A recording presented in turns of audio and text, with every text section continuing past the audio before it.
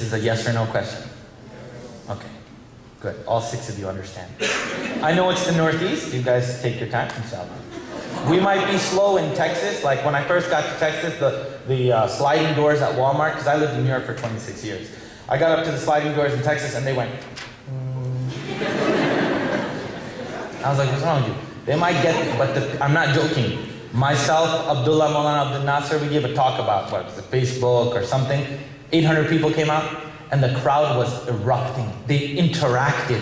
Why? And I want to be straight up with this, guys. I want you to take something real, not random, ambiguous thoughts. You know what people know about Northeasters? And that's us. People who live in the Northeast, we're very conscious about what people think about us and how it will be perceived. Because in the Northeast, you have to wear your hat sideways to cover one eyebrow, for real, right?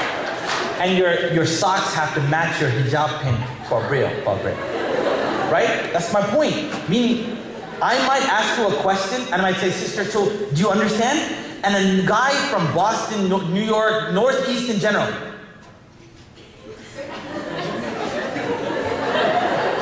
What did I do to you, baby girl? I don't know. And the guy would be like, how are you doing, brother? What does this mean?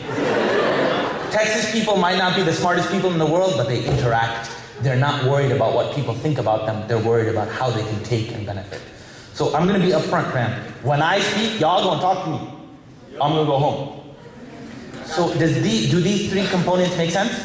Yes. So it makes sense that, guys, if any one of us in this room just sought knowledge, what was going to happen to us? We'd end up a bunch of hadith and Qur'an, Salafi, Tablighi, Madkhali, you're this person, you're Fasik, you're, oh, you trimmed your beard, that's haram. Pant shirt, haram. Where do I start? Go back there. Why are you here? Now, yeah, that's you guys.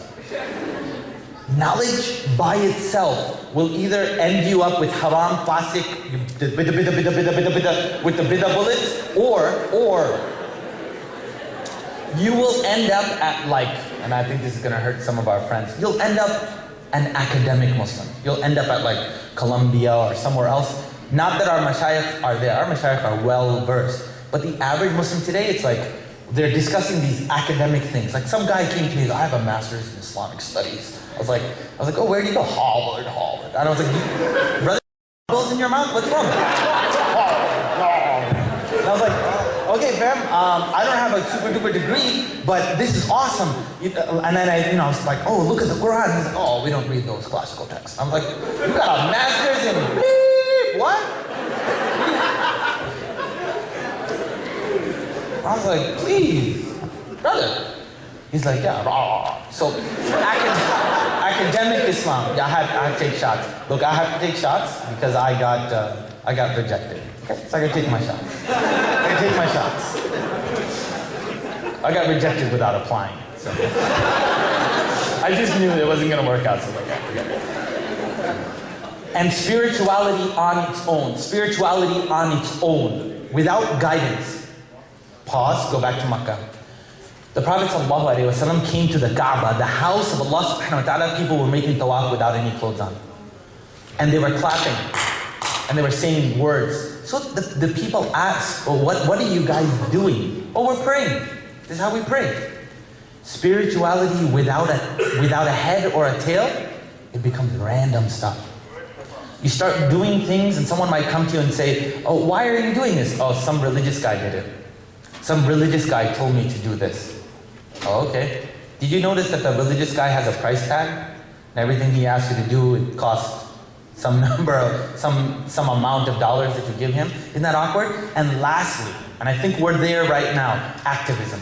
Activism without any Islamic knowledge or any direction, what happens? You end up start doing random stuff, right? You end up, Muslim MSAs start doing, I've been to MSAs. What are you doing? Activism, fastathon. Okay, this is great. What's the fastathon? Can you come and speak? Came to the fastathon. This is for real. I get there, it's fastathon, so you assume Muslims are fasting. So there are 15 non-Muslims this is activism without a head or a tail. 15 non-Muslims sitting there oh my God, I Right? And they're sitting there waiting. And Fatima and Abdullah are standing next to me. Brother Salam, thank you so much for coming.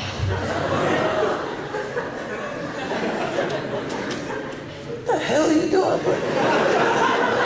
Oh, Brother Sam, we put so much energy into organizing the MSA event, we couldn't pass.